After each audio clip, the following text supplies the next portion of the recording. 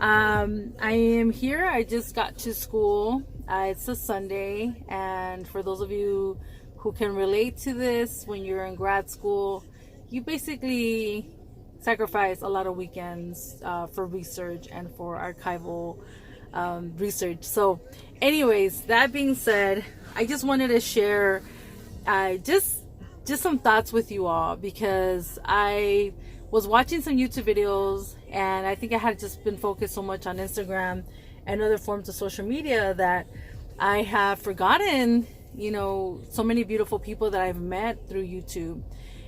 And I wanted to share some of the experiences I've had with academia, and just to encourage, those of you who are deciding to take that path. And what I say that is, I want people to know that I'm not saying everyone has to go to academia. Believe me, like, if I didn't want to teach, I wouldn't be in academia. Everyone has their own way. Everyone has their own, journey and to travel. And it depends on what you want to do. It depends on your passion. It depends on your vision. And for myself, my vision, ever since I can remember, I knew before my decolonization journey, before my awareness into this level of awareness of the colonial layers of our human existence, I think I was very, very fortunate to have a call for information, for messages, for sharing knowledge, sharing information that I think is vital for people. And once I started my decolonization journey when I was 15, I knew that my call, my purpose, my passion was to share knowledge, was to share what was not, printed in the textbook. So it is not printed in government knowledge, right, that we're supposed to learn. And through my journey, I've had a love-hate relationship with academia. Believe me,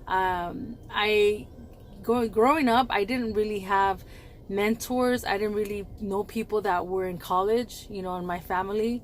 I didn't have that support, and as far as academia, it wasn't really considered like something to do. It was just basically labor. And it wasn't until, I would say, after starting to learn my history, I started realizing so many things, right? So many things, that I am an intelligent person. I am creative. There is power in what I want to say. There is something that I can contribute to the narrative. And, I was very fortunate to have high school teachers that would give me that opportunity, that would offer me, they would let me present to the class, to my own peers. And it was amazing. We would do skits, we would do spoken word, and it was amazing. And so what that taught me was that I have a passion for sharing knowledge. I have a passion for poetry. And so my relationship with academia, like I said, has not been like, yay, I'm gonna graduate and I'm gonna like go to college at all. Nothing like that. I actually did not cross my graduation high school ceremony because I did horrible in math. Horrible was a subject that I struggled with, I would say, ever since junior high. Like elementary, I was cool, I was cool with math. But then I don't know what happened. Like in junior high and high school, I just completely lost our connection, with numbers. And so anyway, after high school, I had to go to adult school. I went to Huntington Park High School adult school. Then I ended up going to Bell Adult School. And I was very happy because at Bell Adult School, they told me that I needed to complete less credits than what the Huntington Park Adult School had told me. So I was very happy that I had moved out and I moved to Bell, and I was just excited, right? So it took me a while, but I finally got my high school diploma. And at the same time, though, I was still attending CSULA College. And again, love-hate relationship. I used to see college as, just another institution to further colonize our people, right? And that was met with a Chicano Studies department that was very pro-white supremacy, very pro-mestizo-minded. So the thoughts I had, like the anxieties I had about academia, were basically validated once I started taking these courses at Citlalli College. And I'm talking about 2001 through 2013. I was at ELAC on and off for many years, as you can see through that time frame. But it was very disappointing. I witnessed firsthand inner racism. I witnessed, and so did some of my colleagues, colorism jokes, misogynist jokes, machismo jokes. I mean, it was normalized. It was part of the language that was being used to teach us. And we actually ended up having a couple of protests about that. We actually wrote an op-ed piece to the school newspaper, and about 5 or 6 of us signed off on it, saying that we were going to change our major from Chicano Studies to something else because we were so disgusted. And that was my experience at junior college. And when I was at junior college, I was also part of the founding people that created the club called Anáhuac Studies Club. And Anáhuac Studies Club was basically our attempt to go further in our history than the last 500 years. Because what I had studied, what we had come across in Chicano Studies, was an emphasis on the Spanish, kind of aspect of our history of the last 500 years. And it was very limited. It was very Eurocentric. And it didn't give justice to our real history. Because one of the things we had to understand is, in order for us to understand our ancestors and their experiences and their humanity, it's important for us to look at the bigger picture. And to see the bigger picture, it requires that you remove yourself from this colonial space, which began in 1492.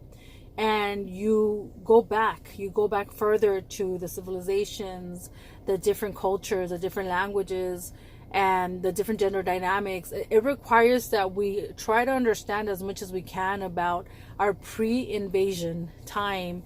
And then, so when we start learning about 1492 and the things that transpired after that, it makes sense why it's so important for us to understand and reclaim our indigenous history.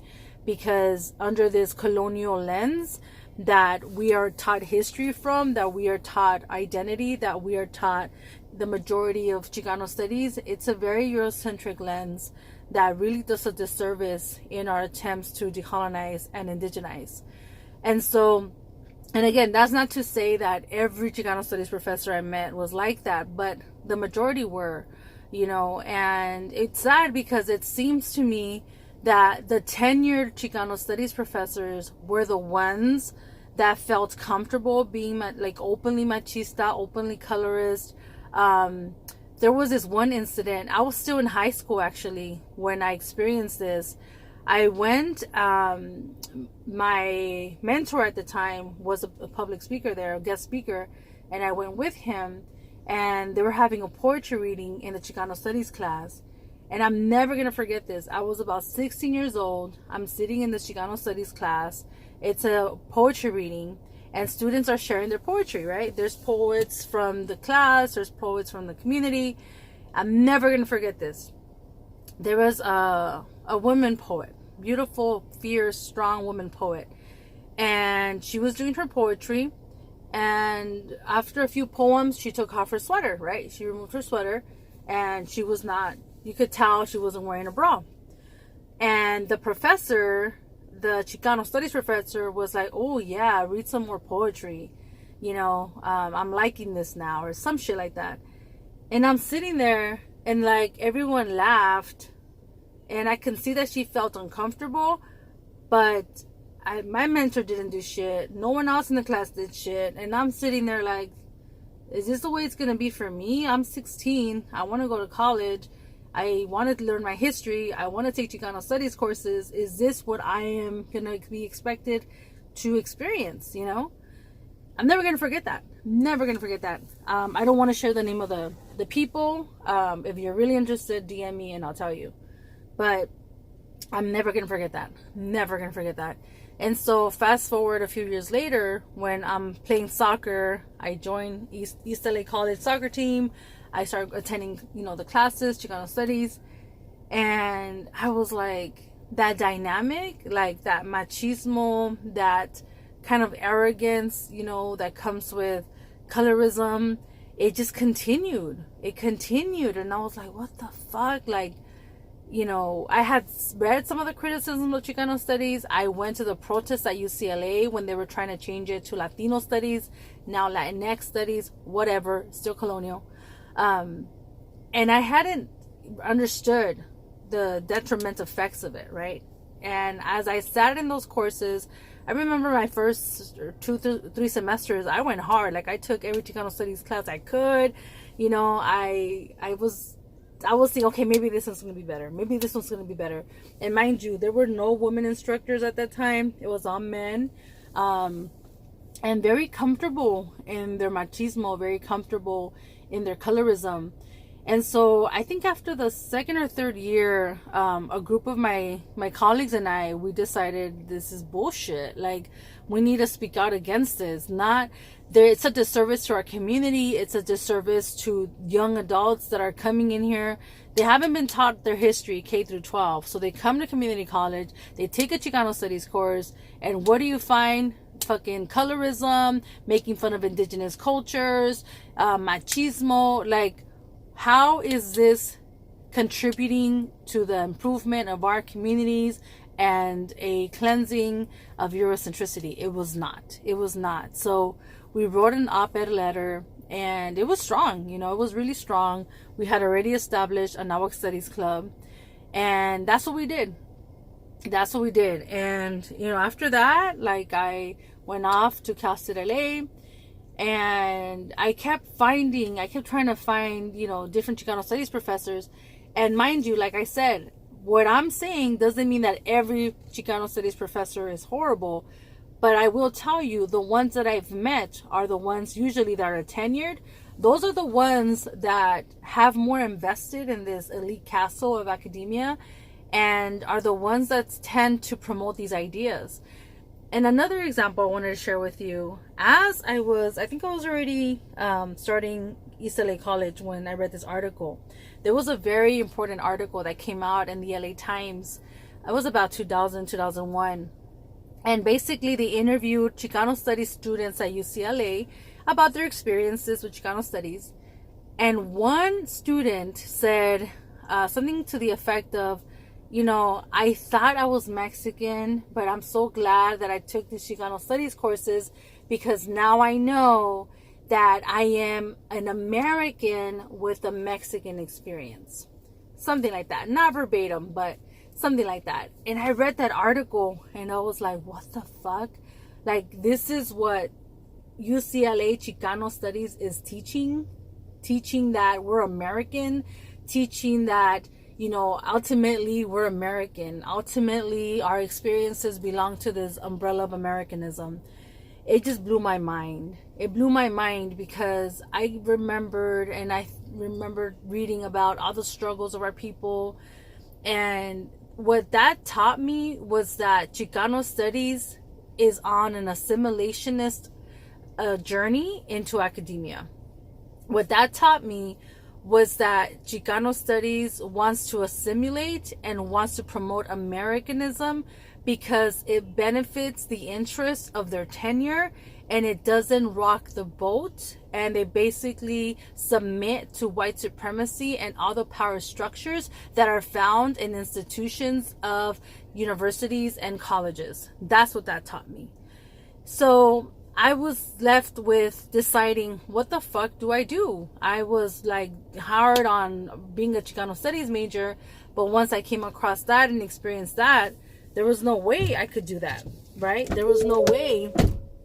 I was like, I can't do this because it doesn't feel good. It doesn't feel good to myself. I don't want to be fake to myself. So luckily around that same time was when my best friend started taking some history courses at East LA College, and she kept telling me about her history professor, and he's a Japanese veteran of the Vietnam War, And she would tell me, yeah, he's talking about Mexican history, that we're not Hispanic or Latino. I was like, what the fuck? Like, really? And I was like in shock, right? Because for me to know that there's a professor, a Japanese professor, that's teaching this history, like at Citlalli College, I was blown away. So at that time, I had already been jaded. I had already kind of given up on academia. I was like, fuck it, I'll just work because I have to work anyway. So I was like, you know what? I'm going to give it a shot. And mind you, by this time, I was an anthropology major. And I was like, but I didn't feel right in anthropology. It seemed very, very heavily policed by like a Western lens of understanding culture. And anyway, I took his courses and I was like, what the fuck? Like, he's talking about American Holocaust. He's talking about, Spanish names don't define you. You're not Spanish. Go to Spain and see if they accept you. I was like, what the fuck? Like, that shit was hard. And I looked around in the classroom and people were literally with tears in their eye. Because he teaches amazing. He teaches in a way that impacts you, that makes you understand who you are. And you can tell that my brothers and sisters in those courses had never heard this before. They had never heard it. And I was in those classes like, yes, like, I'm kidding you. Like, I'm not kidding you. Like, I would sit there and it felt so healing. It felt so soothing. It felt so empowering to know that you can teach this, you can speak this truth, you can talk about and be critical of white supremacy openly in these courses. And I was like, what the fuck? If this is possible, if this is viable, I want to be here. I want to teach. I want to be able to speak as a person who is indigenous, talking about her ancestors, right? And so that got me onto this journey of being a history major. And being a history major has been very interesting. It's been very interesting. But most importantly, it has taught me the science of research, the science of reading against the grain. And to be honest, when I came to Citlalli, I was like, yeah, okay, I'm just going to learn and get out of here and vámonos, I saw academia as such an empty Eurocentric kind of institution that I didn't even want to get involved with. I was like, I'm just going to come, take the courses, get my grades, and get the fuck out. But at the same time, as I was researching, as I'm writing, like, you have to understand, like, I was writing what I thought. I was writing what I had researched already. And now with these tools of research, I was bringing it all together. And my professors were like, oh shit, like, because I was talking about, that we as indigenous people have survived genocide and we're not being considered, we're not included in that discussion of genocide. I was talking about the history of Mexicans and the disconnect. I was talking about the legacy of conquest and the language that we speak and how we express ourselves regarding our ethnicity and identity. So many things. And before you know it, I am surrounded by mentors. One is from Iran, another is Chinese and Thai, a European, German woman, and I was like, what the fuck? Like, and they were open, encouraging, and supporting, and I was like, at first I was like, I'm just gonna, stay quiet and not really say what I want to say. But seriously, I had a talk with another professor who I've never taken a course with, but I heard great wisdom from her. And she told me, because I told her, you know what, I just want to go to school. I don't want to get involved in anything. Just get my degree and get the fuck out of here, And this is already going into my master's program. And she looked at me and she said, Citlalli, you can try to avoid it. You can try to just do the job and get out. She's like, but you have to understand that as people of color, as an indigenous woman, the moment you walk into a room, the moment you walk into a classroom, someone is politicizing you. You don't have control over that. You don't have control over what people are doing to you. Your body, your skin, your presence carries legacy, carries history, carries energy. Whoo, that blew my mind, because I was sitting there like, shit, like, it's about to get real up in here. So anyway, I was very grateful for those talks, because after I graduated from undergrad, I was like, what do I do? Like, so I went back to grad school, and I was very intentional about this. I was intentional. I said, you know what? I need to own this. I need to own my presence here. I need to own my research. I need to own up what I'm doing. I need to speak out when I have to speak out. And another thing that I realized, and this I saw in undergrad, and this happened to me in undergrad, was there were students in class that were blatantly racist, some European ass racist shit, talking about openly in classrooms that are populated by non-white students, right? Black and brown students. And nobody would say anything. Nobody would say anything. They would just hear these fucking racist, Nazis go off, and everybody would stay quiet. And I could not believe it. I was like, how the fuck are we attending a college, a university that's predominantly, students of color, or so. I hate that term, but, And then we have this European races talking shit basically about all of us, and no one is saying anything. So, of course, I had to say something, right? And then after, some of my classmates came up and like, oh, that was cool that you said that. That was cool. But I was like, where the fuck were you? Like, if this is supposed to be an institution that we're taught to be critical thinkers, why don't we talk? And why don't we, have dialogue and shut down these fucking races? Yeah, everyone has freedom of speech. I get it. But we also have the freedom of speech to tell you that your shit is wrong and that you're a settler talking about fucking white problems and indigenous land and shit like that. So that was a big learning experience for me. That was huge, because I was like, all right, like, someone's gonna say something, because I'm telling you, this was like predominantly, black and brown students. Anyway, so that was a big learning experience for me.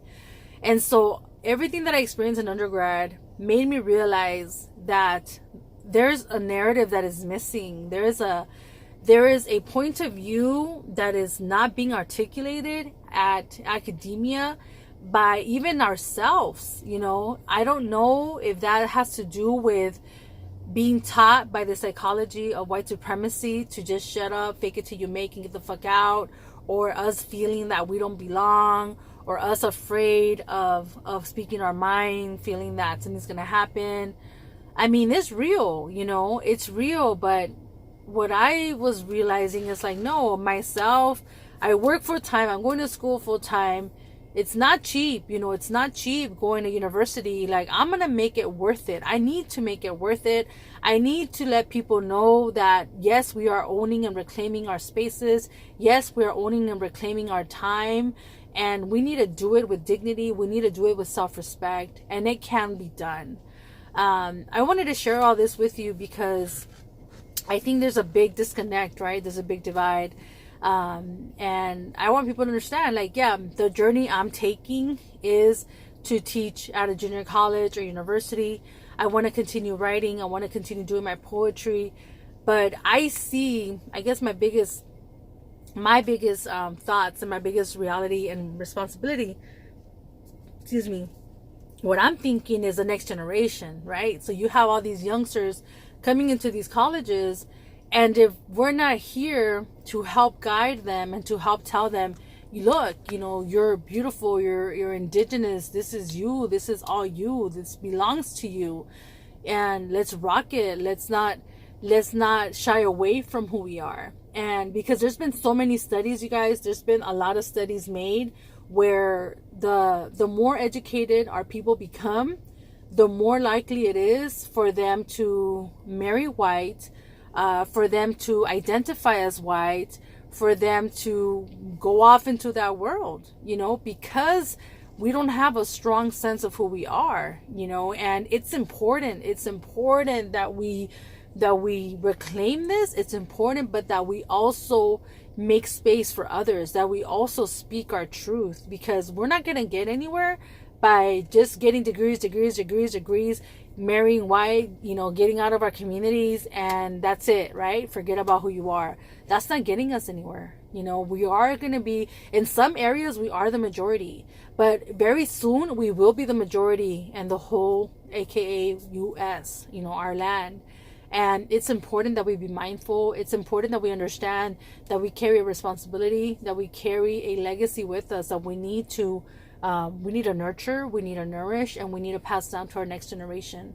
So I wanted to share this with all of you because I think it's important that we continue to be who we are, that we not shy away from the message, that we not shy away from our true passion, that we not feel pressured, you know, to become something that we're not, you know, and for us to not lose ourselves in this process. Because again, statistically speaking, you know, we're not supposed to be here. We're not supposed to make it in academia. We're not supposed to represent who we are. We're supposed to just melt away in this melting pot of white supremacy until we are all, you know, diluted and erased. And that's not going to happen. You know, that's not going to happen. And I encourage you, and for my brothers and sisters out there that are in academia, I send you my love. I send you my energy. I send you my wisdom and my strength, and to tell you to keep going. You know, the mental aspect of this is exhausting. We have financial problems. We have family problems. We have economic problems. There's always going to be things coming at you. There's always going to be things coming at you that are going to want you to give up. You know, you're going to feel like an outcast. I had that. I felt that a lot, you know, and I was like, fuck that, you know. I really had to battle it, because you are made to feel, this whole system makes you feel like you don't belong here. You're not smart enough. But anyway, that's going to be another video. But anyway, just wanted to share that with you guys. I'm about to hit the books, get my research going, have a few hours to do that. So, se me cuidan. This is Citlalli from Nicantlaca Women Warriors, Nicantlaca University. And I am also the co-host to Decolonial Zanili. After graduation, I do plan to finally establish my podcast. And I'm super excited for that. I have a lot of videos that are waiting to be shared with you guys, a lot of interviews with people, and just continuing this journey of decolonization and indigenizing with you. So I hope you guys are well, hope you guys are strong, and continuing in this lovely Sunday, I got to hit the books and go research. So se me cuidan. I just wanted to share those experiences with academia, hoping that it resonates with some of you. Whoever needs to hear it, I wanted to say it. And I want to tell you that if this is a journey you're taking, you know, in recovering the memory and recovering our voices and our narratives for our ancestors and for our future, you know, by all means, it's yours. Take it.